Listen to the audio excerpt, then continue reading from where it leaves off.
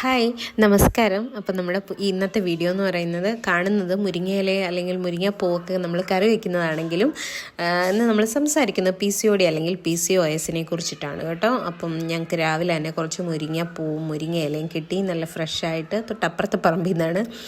അപ്പോൾ തെച്ച് കുട്ടിയതേ ഇരുന്ന് നല്ല മിടുക്കി കുട്ടിയായിട്ട് എല്ലാം വൃത്തിക്ക് എനിക്ക് ഒരുക്കി തരുന്നുണ്ട്. അപ്പം ഞാനും അവളും കൂടെ ഇത് ഒരുക്കി. ചേട്ടനാണെങ്കിൽ അടുത്ത വീട്ടിലേക്ക് കളിക്കാനും പോയി കേട്ടോ. അപ്പോൾ ഇന്ന് സാറ്റർഡേ അല്ലേ, അതുകൊണ്ട് അപ്പോൾ അതേ ഞങ്ങളങ്ങനെ ഒരുക്കിക്കൊണ്ടിരിക്കുകയാണ്. ഇത്രയും പൂവുണ്ടായിരുന്നു. തേച്ചുകൂട്ടനെല്ലാം പൂവ് തന്നെ അവൾ പറിച്ചോളാം എന്ന് പറഞ്ഞു. പിന്നെ ഞാൻ തന്നെ എടുത്തു. കാരണം എന്താണെന്ന് വെച്ചാൽ അതിൻ്റെ തണ്ട് വരുമല്ലോ, അതുകൊണ്ട് തോരൻ വെക്കാനാകുമ്പോൾ തണ്ട് വന്നു കഴിഞ്ഞിട്ടുണ്ടെങ്കിൽ അത് കടിക്കില്ലേ, അപ്പോൾ അവർക്ക് ഇഷ്ടമല്ലേ.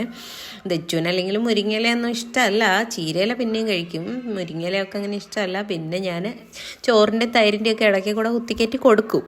അപ്പോൾ ഇനി PCOD കുറിച്ച് പറയാം. എനിക്കാണെങ്കിൽ ഇപ്പോൾ 1.5 മാസത്തോളമായി PCOD ഡയഗ്നോസ് ഒക്കെ ചെയ്തിട്ട്. ഡയഗ്നോസ് ചെയ്തതെന്ന് പറഞ്ഞിട്ടുണ്ടെങ്കിൽ ഡോക്ടർ എനിക്ക് ഇതുവരെ സ്കാൻ ചെയ്തിട്ട് റിപ്പോർട്ടൊന്നും തന്നിട്ടില്ല കേട്ടോ. ഡോക്ടറിനെ നമ്മളെ അറിയാവുന്നതായതുകൊണ്ട് ഡോക്ടർ സ്വന്തമായിട്ട് സ്കാൻ ചെയ്ത് നോക്കിയിട്ട് PCOD ആണ് എന്ന് പറഞ്ഞു. അപ്പോൾ എനിക്ക് അതിൻ്റെ കറക്റ്റായിട്ടുള്ള വലിപ്പമോ അല്ലെങ്കിൽ 2 സൈഡിലുണ്ടോ 1 സൈഡിലുള്ളോ അങ്ങനത്തെ കാര്യങ്ങളൊന്നും അറിയില്ല കേട്ടോ.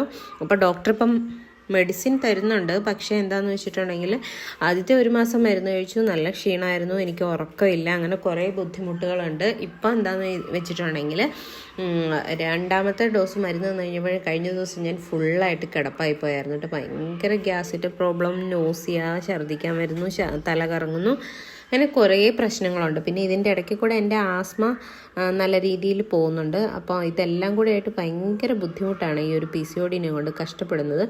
അപ്പോൾ എനിക്ക് ചോദിക്കാനുള്ള എന്താണെന്ന് വെച്ചിട്ടുണ്ടെങ്കിൽ, നിങ്ങൾ ഇതിനകത്ത് എന്തായാലും കുറേ പേർക്കൊക്കെ PCOD വന്നിട്ടുണ്ടാവുമല്ലോ. അപ്പം ഞാൻ എവിടെ സെർച്ച് ചെയ്താലും കിട്ടുന്നതെന്ന് പറഞ്ഞാൽ PCOD കഴിഞ്ഞ് എങ്ങനെ പ്രഗ്നൻ്റ് ആവാം, അല്ലെങ്കിൽ PCOD ഉള്ളവരെങ്ങനെ പ്രഗ്നൻ്റ് ആവും, ഇതൊക്കെയാണ്. ഈ പ്രഗ്നൻസിയും ഡെലിവറി എല്ലാം കഴിഞ്ഞ 37 വയസ്സായവർക്ക് PCOD വരുന്നത് എവിടെയും കാണുന്നില്ല. അപ്പോൾ ഇങ്ങനെയൊരു സംഭവം എന്താണെന്നുള്ളത് എനിക്ക് മനസ്സിലാകുന്നില്ല. അപ്പോൾ നിങ്ങൾ ആർക്കെങ്കിലുമൊക്കെ എന്നെപ്പോലെ ഡെലിവറി കഴിഞ്ഞിട്ടൊക്കെ PCOD വന്ന് ഡയഗ്നോസ് ഒക്കെ ചെയ്തിട്ടുണ്ടെങ്കിൽ നിങ്ങൾ എന്തൊക്കെ മെഡിസിൻ കഴിച്ചിട്ടാണ് അത് മാറിയത്, അതുപോലെ തന്നെ കംപ്ലീറ്റ് ആയിട്ട് മാറിയോ എന്നൊക്കെയുള്ള ഒന്ന് പറയണേ. ഉറക്കം എന്ന് പറയുന്ന സംഭവം ഇല്ല കേട്ടോ. ആ ഗുളിക കഴിച്ച് കഴിഞ്ഞാൽ എനിക്കതുകൊണ്ട് ഭയങ്കര ബുദ്ധിമുട്ടാണ്. പകൽ മുഴുവൻ ഞങ്ങൾ കോട്ടുമായിട്ടുകൊണ്ട് നടക്കുകയാണ് ഇങ്ങനെ ഉറക്കം വന്നിട്ട്. അപ്പം ഞങ്ങളുടെ ഇല ഉണ്ടാക്കൽ കഴിഞ്ഞപ്പോഴേക്കും തെച്ചുകുട്ടിക്ക് കറി വെക്കാൻ വേണ്ടി ഇല വേണമെന്ന് പറഞ്ഞു. അങ്ങനെ ഞാൻ അവളും കൂടെ പുറത്ത് പോയിട്ട് അവൾക്ക് കുറച്ച് പൂവൊക്കെ ഉതിർത്ത് കൊടുത്തു തൽക്കാലത്തേക്ക് കറി വെക്കാൻ വേണ്ടിയിട്ട്. അപ്പോൾ അതിൻ്റെ വീഡിയോയാണ് ഈ കാണുന്നത് കേട്ടോ. അവൾ പിന്നെ അതുകൊണ്ടിരുന്ന് ഇച്ചിരി നേരം കളിച്ചോളും. തെച്ചുകുട്ടിന് പിന്നെ ഒരു ഗുണമുണ്ട്, എന്നാന്ന് വെച്ചിട്ടുണ്ടെങ്കിൽ നമ്മൾ എന്തെങ്കിലും കൊടുത്താൽ അതുകൊണ്ട് അവിടെ ഇരുന്ന് കളിച്ചോളും കേട്ടോ. അവളെ കൊണ്ട് വലിയ ശല്യമൊന്നുമില്ല എനിക്ക്. പുതിയ എന്തെങ്കിലുമൊക്കെ എടുത്ത് കൊടുത്തേച്ചാൽ മതി ആൾക്ക്, അതും കൊണ്ടിരുന്ന് കളിച്ചോളും. അപ്പോൾ കൊച്ചു കറി ഉണ്ടാക്കുകയാണ് കേട്ടോ. അപ്പം പിള്ളേർക്ക് അങ്ങനെ ഒരു ഗുണമുണ്ടല്ലോ. കറി ഉണ്ടാക്കലൊക്കെ കഴിഞ്ഞ് എവിടെയെല്ലാം നിരത്തിയിട്ടിട്ട് ആൾ പോയി. ഇനിയിപ്പോൾ ഇത് അടിച്ചു വാരി കളയേണ്ടത് നമ്മുടെ ജോലിയാണല്ലോ, രാവിലെ തുടങ്ങും.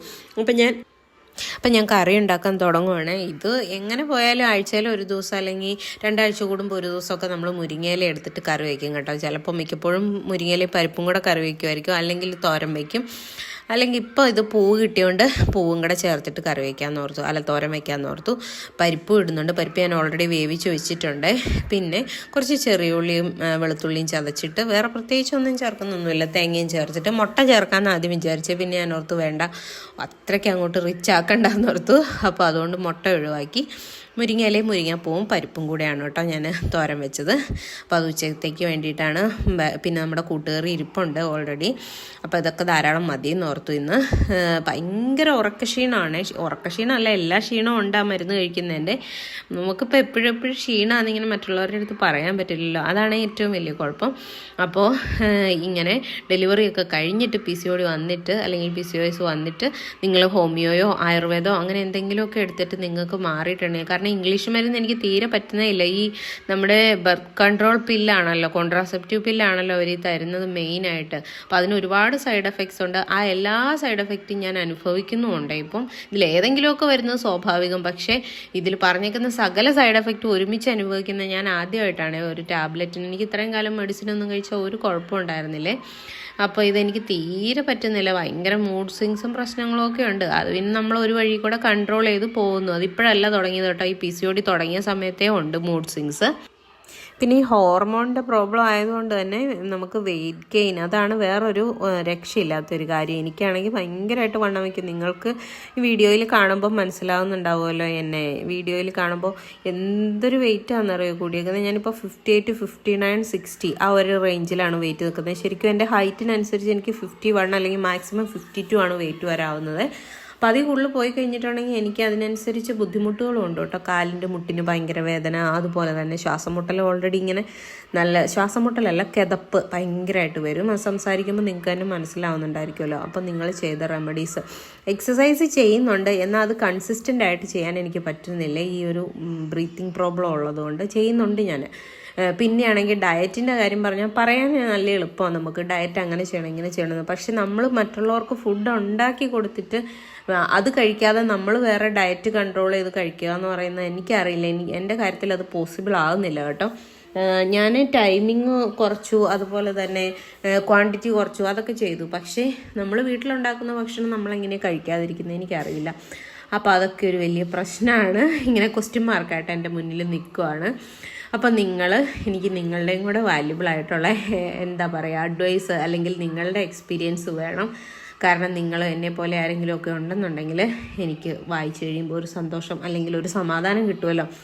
അപ്പോൾ അതുകൊണ്ട് ഞാൻ നിങ്ങളോടും കൂടെ ചോദിക്കുന്നത് കേട്ടോ. കാരണം എന്താണെന്ന് വെച്ചിട്ടുണ്ടെങ്കിൽ പിന്നെ ഇവിടെ ട്രിവാൻഡ്രത്ത് നിങ്ങൾക്കറിയാവുന്ന ബെസ്റ്റ് ഡോക്ടർ ഏതാണ് എന്നും കൂടെ പറഞ്ഞാൽ അതും കൂടെ ഒരു നല്ല കാര്യമായിരിക്കും, അല്ലെങ്കിൽ എനിക്ക് ഹെൽപ്ഫുൾ ആയിരിക്കും നമ്മുടെ എന്താണ് പറയുക ഈ ഒരു PCODയുടെ കാര്യത്തിൽ കേട്ടോ. കാരണം എന്താണെന്ന് വെച്ചാൽ എല്ലാ ഡോക്ടേഴ്സിൻ്റെയും മെയിൻ കൺസേൺ എന്ന് പറയുന്നത് ഡെലിവറിക്ക് മുൻപുള്ള PCOD, അതായത് പ്രഗ്നൻസി. അവർക്ക് മെയിൻ ആയിട്ടുള്ള ഒരു ഇതെന്ന് പറഞ്ഞാൽ പ്രഗ്നൻ്റ് ആക്കുക അല്ലെങ്കിൽ പ്രഗ്നൻസി പോസിബിൾ ആക്കുക എന്നുള്ള കാര്യമാണ്.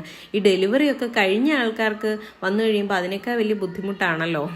അപ്പോൾ നിങ്ങൾ മറക്കല്ലേ, നമ്മുടെ ചോറ് റെഡിയായി, ചോറും കറികളും എല്ലാം റെഡിയായി. ഞാൻ ഇവിടെ തന്നെ ഉണ്ടാക്കിയ നമ്മുടെ ഒരു നാരങ്ങ ആൻഡ് ഈന്തപ്പഴം അച്ചാറും പിന്നെ ബാക്കി കൂട്ടുകറിയും പിന്നെ നമ്മൾ ഉണ്ടാക്കിയ തോരനും ഇത്രയാണ് കേട്ടോ ചോറിനുള്ളത്. സിമ്പിൾ ലഞ്ചാണ്. അപ്പം ഞാൻ കഴിക്കാൻ പോവാണ്. Thank you.